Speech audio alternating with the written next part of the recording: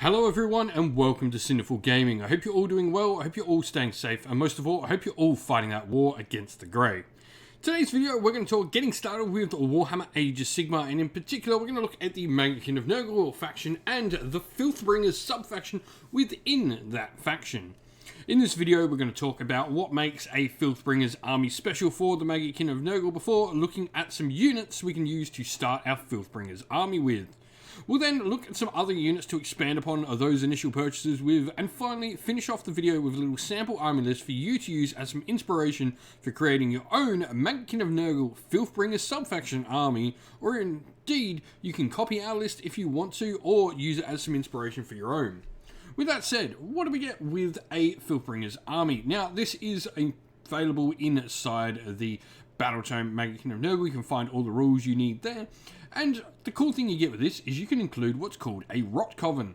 Rot Coven is effectively a group of three of the mortal Nurgle wizard heroes. So you can take a couple of sorcerers. They need to be taken as 3 Rockbringer Sorcerers in a group, and they come at this nice cheaper sort of points value for each one, but you always have to take 3 of them.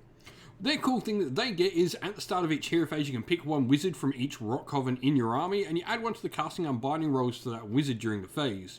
If it's got another member of its Rot Coven within 3 inch of it, it adds +1, or it adds +2, and then, or it'll add +3 if it's got 2 other members, its whole Rot Coven all nice together. So you can get, +2 and +3 to cast with these Rockbringer wizards pretty easily, which is really cool. So there's also some cool things to talk about the Rockbringer Sorcerer, so we'll go in and we'll talk about that now because it is obviously the best way to start. And so, to start off, as I said, the Rockbringer Sorcerer obviously is the way to go. You're probably going to want to pick up 3 of these models eventually to make your first Rot Coven for the army as well. But a Rockbringer Sorcerer, what do we get? We get 6 wounds, 5-up save, which is not too shabby considering we have a 5-up ward on our wizards, on our whole army in fact, in general. You've then got the ability to cast and unbind 1 spell per turn.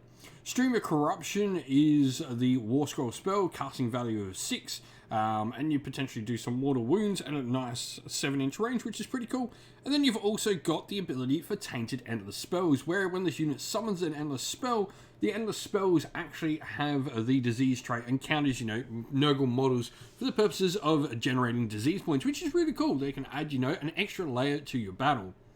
Now, alongside them, there are a couple of options for Battle Line. We don't unlock anything in particular, but I really like Plague Bearers. A 6-up base save, meaning they can get to a 5-up through various means, and then a 5-up ward after with 2 wounds apiece. I think Plague Bearers are actually a really decent unit to have in the army. They can actually survive quite a lot. You look at 6-up save and you think, oh, they're just going to die really quick. But, the 2 wounds and the 5-up ward on them really does keep this unit alive and in the fight, especially when you start adding the icons, the rolling battle shock test of 1, bringing models back to your units and stuff like that. They can be a really big nuisance for your opponent to have to deal with. Now, looking at other units to take a look at, Nurglings, I think, are a really interesting unit in Nurgle. For me, their ability to deploy off the table and then come on the table as a reserve from terrain on the board is a really useful thing. Nurgle generally is pretty slow. There aren't a lot of fast-moving pieces, so having something that can, move up the board or move in your opponent's backfield by deploying in such a way, I think is a really useful thing to have available to you. And the Nurglings are pretty cool. They also have a rule where if you fail to do the amount of wounds that would, outright kill a base, that base will heal all its wounds in the end of the battle shock phase as well, which is pretty nice. Endless Spells are obviously something you're going to want to look at as well for this particular sub-faction. The generic box of Endless Spells and Malign Sorcery spells have some really interesting ones in there. Things like the Purple Sun are quite popular, with the ability to literally roll a dice for every unit, and on a 1/1 model from that unit's removed from play. And yes, that does mean if you target a unit with 1 model, like a Vampire Lord and Zombie Dragon, and roll a 1, that Vampire Lord and Zombie Dragon's dead.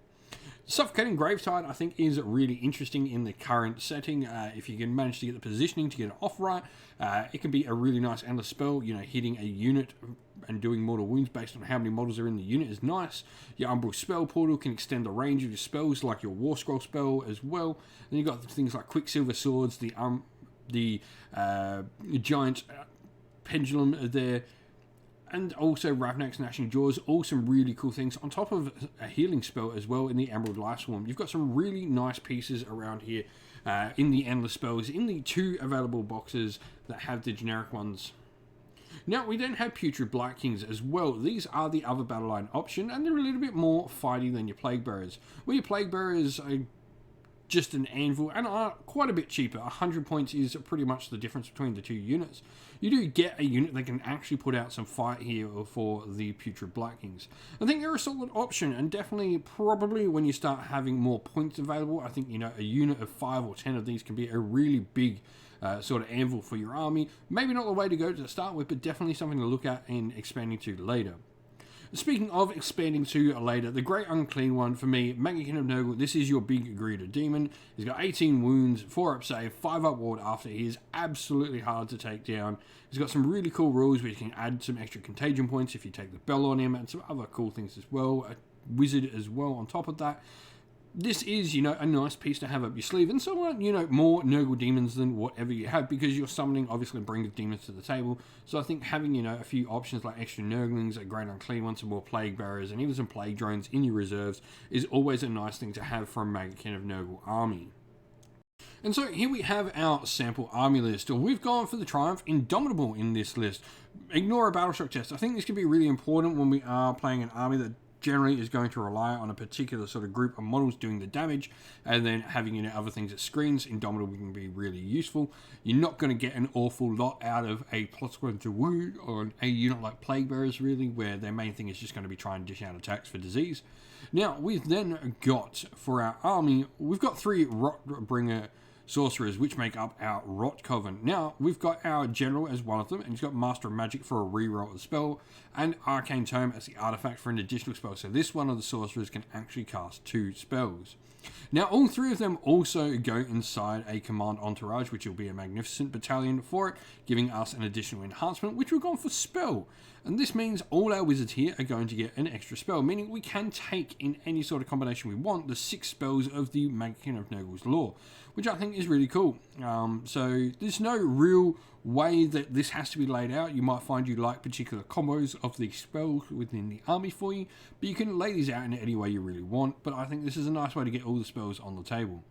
3 units of 10 Plague Bearers make up our battle line, and a unit of 3 Nurglings is there as well. It's just another additional sort of movement piece for the army. And the spell-wise, we've got Suffocating Gravetide and the Aether Void Pendulum. 2 endless spells there that are hopefully going to be able to, you know, help generate some extra disease. And Suffocating Gravetide can help deal with hordes, something we are going to struggle with in combat, though we do have, you know, some spells to make it useful.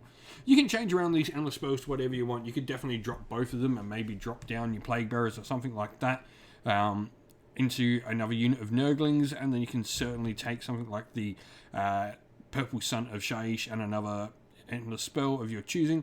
995 points in the army. We're not going to get an awful lot of triumphs. There's going to be a rare chance we get that Indomitable. But we also have, for battalions, a Expert Conquerors, which is going to contain all those Plague Bearers, meaning they'll count as 3 models and objectives. 90 wounds is actually pretty solid for this points value, and 7 drops. If you've played with the Rot Coven, with the Filthbringers, let us know how you've been going and what you would do down in the comments below. That's the end of the video, everyone. Thank you all for watching. We hope you enjoyed it. If you did, please don't forget to leave a like and subscribe to the channel if you haven't already. Also, drop us a comment down below in the comment section and let us know what you enjoyed about the video and what you'd like to see more of on the channel. If you'd like to come chat more with me and other members of our little community here we have at Sinful Gaming, you can do so on our Discord server, which is linked in the video's description. Also linked in the video's description is our Patreon and YouTube members, where you can go to help support the channel and allow us to keep doing what we're doing. As a special thank you to our Patreons and YouTube members, we'd like to give them all a shout out. So thank you to our Patreons: Christian Weir, Soren, Greenskins Gaming, Kenny Lau, Outer Shot First, Andrew Bowen, Nathan Fee, The Rising Ape, Q Dynamic, Anthony B, JJ Austrian, Average Wargamer, Domir, Mark Harvey, James Cater, Derek, and Giappy390. And to our YouTube members: Green Roots Gaming, Kenton Young, Ronya, Lock Lorick, The Johnny84, David Ellsworth, Wolfric Nick, Broken Chef, Ariana Edwards, Revenar, Pink Nico Fire, Robin Mankiller, and Monty's Tabletop Terrain. And lastly, a special thanks to Lady Witchfox Art, who does all the amazing artwork you see on the channel. Thank you all for watching. Once again, stay safe, stay well, and most of all, keep fighting that war against the grey. Ciao for now, everyone.